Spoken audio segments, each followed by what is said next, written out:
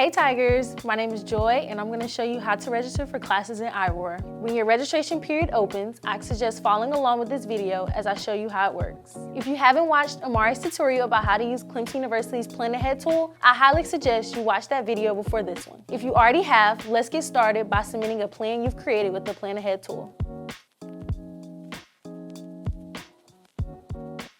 We'll return to the iRoar homepage and click on Student Registration Self-Service, and then click Register for Classes.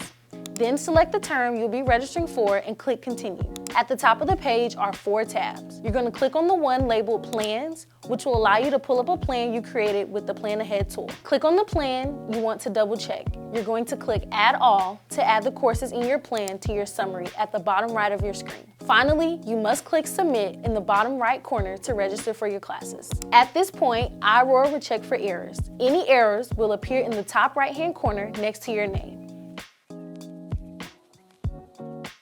Here are a few of the most common errors.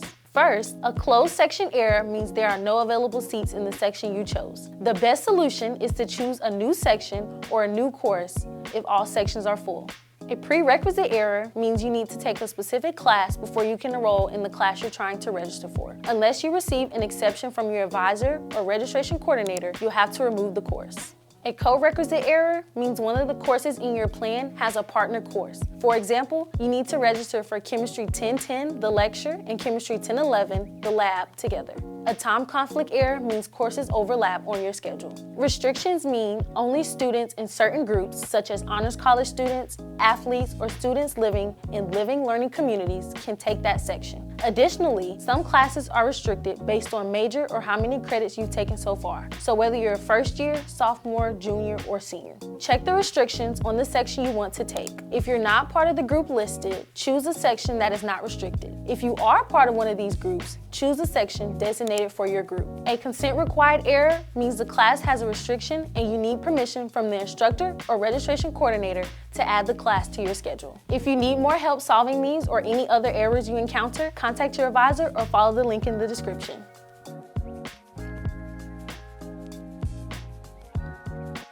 If you need to add classes to your schedule once registration has started, use the Find Classes tab near the Plans tab you used earlier. Find Classes works like the Plan Ahead tool, so I'll just highlight some of the differences. Under Advanced Search, you'll want to make sure the Open Sections Only checkbox is selected. When you find the class you want to take, you should still check for restrictions. Also, don't forget, after adding the class to your summary and clicking Submit, you'll be registering for the course, not just adding it to your plan.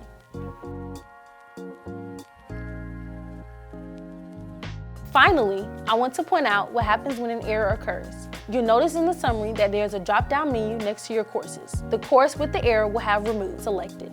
This drop-down menu shows what actions will be taken when you click Submit. The courses with Remove selected will be removed from your schedule entirely. I bring this up because this menu is important when you encounter a co-requisite error. If your plan included a class with a co-requisite without its partner course and you click Submit, the error message will appear and Removed will automatically be selected for that course. If you want to add the partner course to your schedule, make sure you change Remove to Web Register for the course that's currently in your schedule before following the steps for adding a new course to your schedule.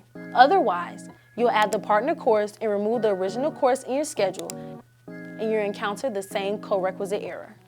If you have any more questions on registration, make sure you speak to your advisor. If you would like to rewatch this tutorial in the future, you can always access this video in the virtual orientation platform while attending Clemson, or you can find this video on the Clemson Student Affair YouTube channel. Thanks for watching and go Tigers!